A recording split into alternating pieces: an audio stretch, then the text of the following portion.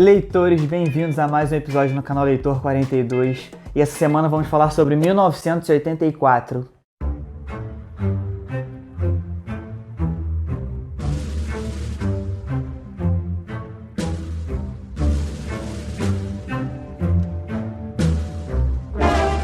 Bom, dando prosseguimento aí ao mês das distopias, né, como eu falei, a gente está avançando aí na linha do tempo. 1984, ele tem essa data porque o autor escreveu esse livro em 48, então como ele queria falar sobre um futuro distópico, né, e não tão distante aparentemente, ele pegou esses dois números aqui e inverteu, formando assim o 84. Só que o livro só foi publicado em 49, então assim, essa curiosidade é até mais irrelevante do que eu pensava. Eu achava que o livro era de 48, mas é de 49. Mas de qualquer maneira, tá coerente aí com o avanço da nossa linha do tempo. É um livro escrito pelo Eric Blair, que tem esse pseudônimo de George Orwell. Não faço ideia do porquê, pelo menos pelo que eu pesquisei, eu não encontrei um motivo, é só um nome artístico dele mesmo. Provavelmente você já ouviu falar desse livro aqui, né? Revolução dos Bichos é um outro livro bem famoso dele também. Essa edição aqui é da Companhia das Letras. Recentemente saiu uma edição nova de luxo, com capa dura e tudo, mas ela tá tipo uns R$100. É uma edição só pra quem é muito fã mesmo. Essa aqui já tá uns 40, é um pouquinho salgada. Eu não gostei muito visualmente, assim, a capa ela não é muito atraente pra mim, né, pelo menos. Depois que eu explicar um pouquinho da história, você vai entender por que esses olhos aqui. Ela tem 3 pós-fácios no final, são pessoas que comentam a relevância da obra. Esse livro aqui, ele é talvez um dos romances mais importantes do século XX, né. Tem um apêndice no finalzinho,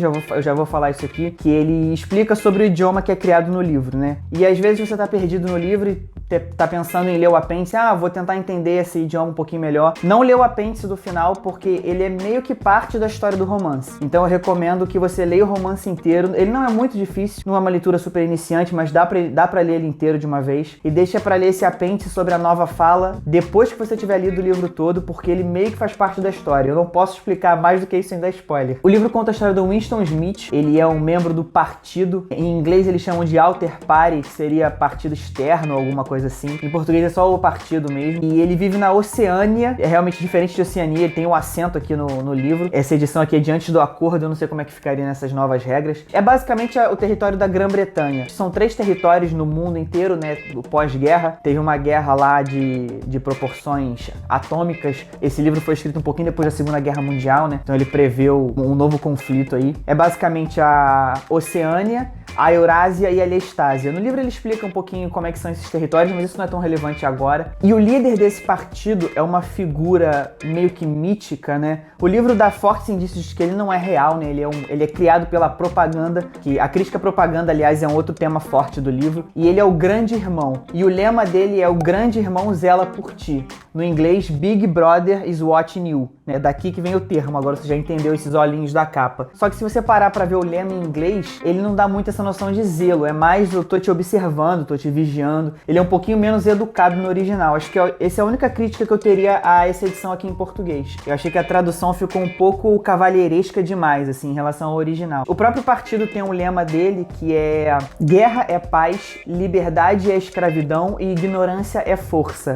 E esses conceitos meio contraditórios, eles fazem parte do raciocínio deles, que é o duplo pensar. Duplo pensar é uma palavra desse idioma inventado do livro, que é a nova fala, já vou explicar o que é isso. Duplo pensar é basicamente você receber ideias conflitantes na sua cabeça e aceitar ambas como verdade, ou você substituir uma realidade na sua mente para que você se adeque às informações. Quando eu li esse livro aqui em inglês, eu li no Kindle na época, eu não tinha, né, ele cópia física. Como eu falei, eu não gostei muito do visual do livro. O modo como ele coloca no livro, o livro ele não é engraçado de maneira nenhuma, ele é super tenso, mas assim, é quase cômico esse conceito, porque ele é levado a um absurdo assim extremo, né? Quando eu li isso, eu achei até engraçado, assim, meio bobo esse conceito, porque eles substituem a realidade na mente deles e tudo, e aí você chega em 2020 e esse livro ele tá mais atual e menos engraçado do que ele jamais esteve. O que é a nova fala, né? Como eu disse, é mais uma das palavras inventadas do próprio idioma do livro, e é uma linguagem nova que é o único idioma que encolhe a cada edição do dicionário. Normalmente com o português, o inglês, o que seja, a cada ano, a cada edição nova dos dicionários da língua, novas palavras são acrescentadas, né?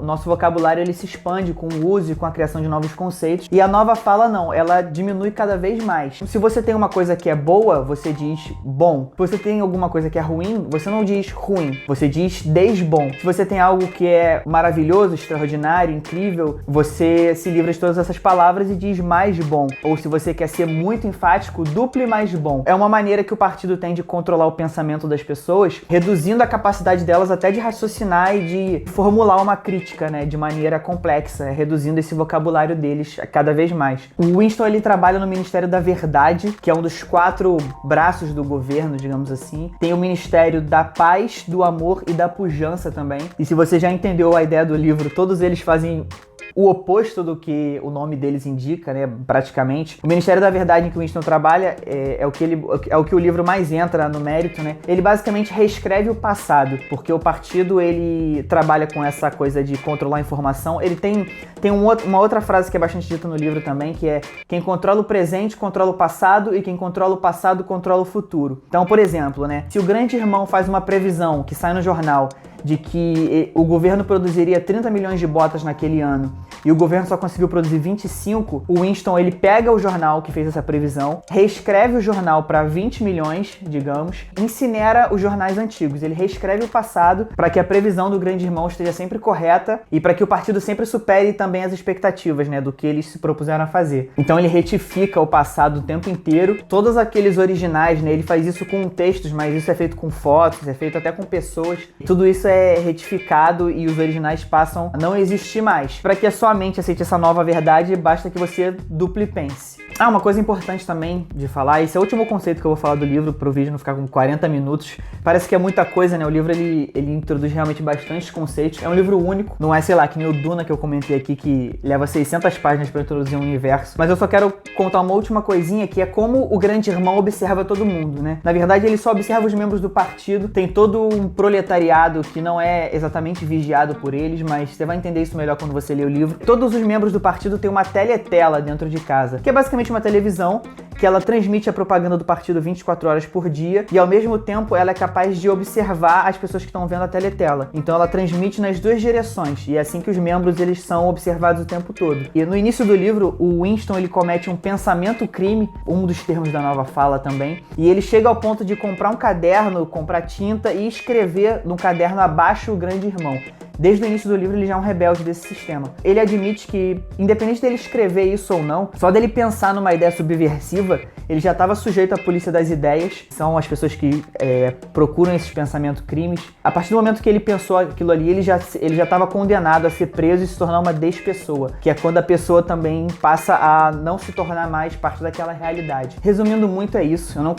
Eu acho que eu não consigo entregar mais dos conceitos do livro sem entregar muito da história. O livro, ele tem meio que 3 partes, mas assim, ele divide por uma questão de mudança de raciocínio mesmo, mas é um romance fechadinho, né? Você tem que ler ele todo, obviamente. Ele, na verdade, só tem umas 350 páginas, essas últimas 50, 60 páginas que são de extra, 3 pós-fácios e um apêndice, como eu te falei no início do livro. O George Orwell, ele foi aluno do Aldous Huxley, que é o autor do livro da semana passada, e o Huxley, quando ele leu o 84, ele elogiou o livro, mas falou que achava que o futuro do Admirável Mundo Novo era mais provável de acontecer. Eu vou deixar pra dar a minha opinião depois que eu ler o livro da semana que vem, Fahrenheit 451, mas se você já leu pelo menos 2 desses, me conta aí o que você acha. A gente tá vivendo essa realidade doida que a gente tá agora. Você acha que é mais 1984 ou mais Admirável Mundo Novo? Se você curtiu esse vídeo, eu sei que esse livro é muito famoso, mas eu realmente queria fazer esse tema das distopias aqui. Acho que é mais pertinente do que nunca. Se você curtiu, não esquece de deixar aquele like, compartilha esse vídeo, né, com seus amigos ou com seus inimigos também, não tem, né, seja legal. Se inscreve no canal, caso você não tenha feito ainda.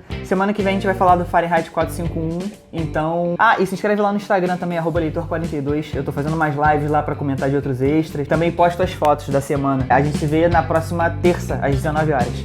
Você quer pensar no que é ser vigiado 24 horas por dia? Aqui o meu grande irmão aqui, ó, me vigia 24 horas por dia.